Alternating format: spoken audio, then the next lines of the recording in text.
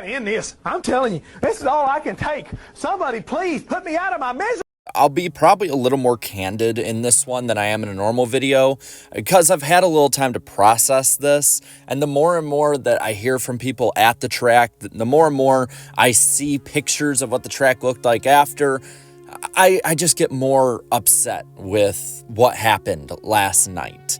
Last night, and really the entire day and weekend, was probably the most hyped up week in motorsports I've seen in a long time. I can't remember when not only a NASCAR or IndyCar side of things, not only a Coke 600 or Indy 500 side of things, but just overall American motorsports were so connected. That it was so connected in the fact that we saw one guy that everybody wanted to see succeed. We saw these two races that both we knew were going to be amazing racing products, and for both, in one way or another, just to be hampered by stuff within at least one of their control, but out of both of their control.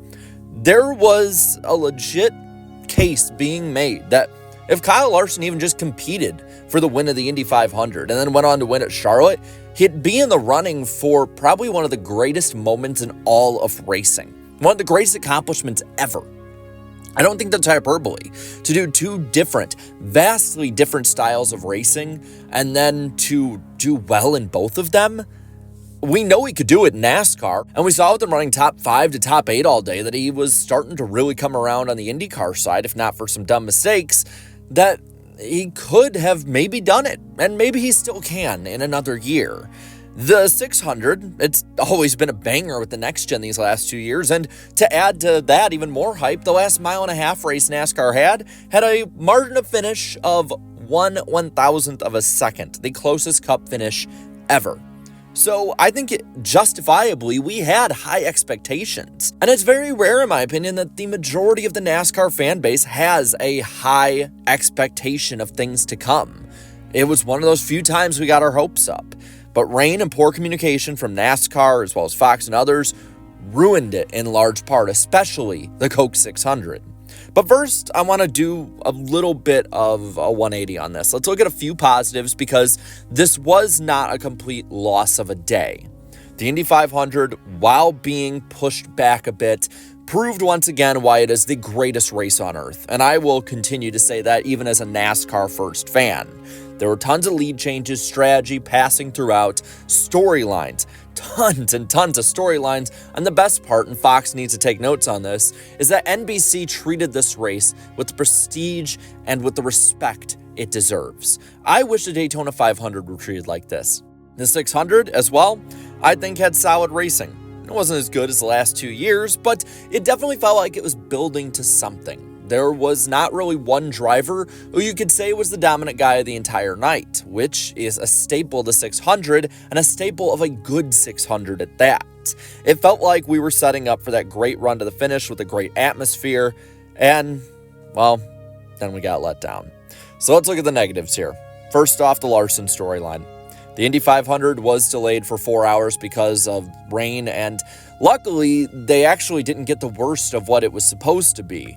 A good amount of the week saw the forecast looking like Indy was going to have tornado warnings left and right. And while it was a deluge for a bit, it still at least was enough that they could race. And while they were a little pressed up against time, it worked out perfectly to maybe not get them in prime time, but to get them a much better TV spot than otherwise they would have had.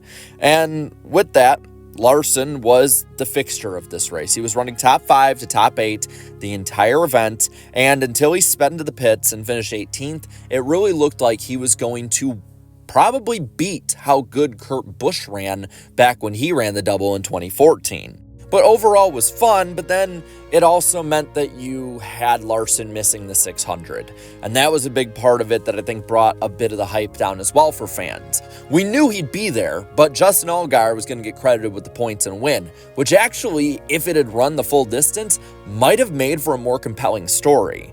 Larson would miss the start of the 600, yes, but he would get there. And he did get there, and did nothing. Because the race went red basically once he got there. And As we know, it got called, and I'll talk about that in a moment.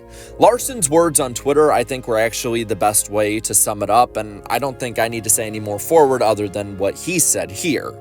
Quote, "What I thought could be one of the best days of my life turned into one of the most disappointing ones I've ever experienced. I hate it for Rick Hendrick, Jeff Gordon, HAG, HMS, everyone a part of the 5 team, everyone on the 17 Indy kart for speeding, my family, my friends, my fans, the documentary crew that has followed along the journey the past 8 months. So much time, money, and effort went into this experience, and it just kills me to have it all end the way it did. I feel like I let so many people down. We knew all along the weather could throw a wrench into things, but seeing it come to reality is a horrible feeling. Up until Sunday, it was truly one of the greatest experiences of my life. I can't describe how appreciative I am of everyone's support of me to live out a dream. I hope it's not the last opportunity I have to try the double, but if it is, I guess it was memorable." That pretty much sums it up. But let's talk about the 600. That finish, if we even want to call it that. Like I said, the racing was good, and I think that you can't be let down if there's nothing to be let down from. And the racing was good enough to keep us compelled. The storylines were as well with Larson, and it was setting up for him to make a mad charge at the end. Because of Allgaier starting the race, there were no points that were going to be won or lost because of this race. Money really was not an issue in any way. He wasn't going to hold back. And at that point, he's probably going to be on a warpath to the front. Even if he crashes and burns in it, it's going to be a hell of a story to watch for the rest of the night. And with NASCAR spending 2 hours to dry the track but just before calling it, it felt like it was going to happen. We saw the track drying. Those at the track, I know, and I know a lot of people who were at that track in the stand said it was drying. Now, there's others that haven't, but we'll talk about that in a moment. But the big issue for me on the broadcast side of things is that Fox played it off like it started raining again. They showed all these clips of it raining. They showed one small clip of it not raining, and then they did the post-race interview. And I'll admit I fell for it hook, line, and sinker thinking that it rained and made a complete ass out of myself on my post-race stream last night. And I think that it was Fox that called it. I know people are saying NASCAR did. I know NASCAR's taking the fall for it, but they're not going to throw their multi-billion-dollar partner, if you want to call him that at this point, under the bus. Drivers didn't know at all that it was called. Not even the winner knew that he won. People were told 15 minutes to the drivers to your car call, and fans at the track mostly said it was fine, and they booed very loudly when it was called. The only group defending this move I've seen is the media, and I think that really kind of proves this was another sellout, third straight year of over 100,000 people showing up to this race. I'd be surprised next year after this if there's a fourth straight sellout, because there's going to be a lot of fans pissed. And Charlotte better hope that Larson is running the double again to try and drive those ticket sales up once more. It just feels too coincidental that everyone is gung-ho on drying the track. It's drying, it's fine. 15 minutes till they get called to the cars, and then all of a sudden the broadcast comes back and says, well, it's called, and the winner and everybody else doesn't know whatsoever, and the broadcast makes the announcement before NASCAR even does. That to me should be the telltale on what's going on here. And I'll say this, if this was just about any other race in any other series or any other circumstances, or it wasn't a crown jewel or it wasn't great racing, it'd still suck. We want to see the race, even a bad one, run to its finish, but I don't think it would sting as much as this one does. But with that, I want to know what you think. What are your takeaways from this disappointing weekend, disappointing race in particular in Charlotte? Let me know down in the comments below. Don't hold back. And you know what? If you're mad at what I said either here or last night, don't hold back there either. Let me know. All right, leave a like on this video, share this video. Subscribe to this channel for more, hopefully, fun NASCAR content. And until next time, have a good one.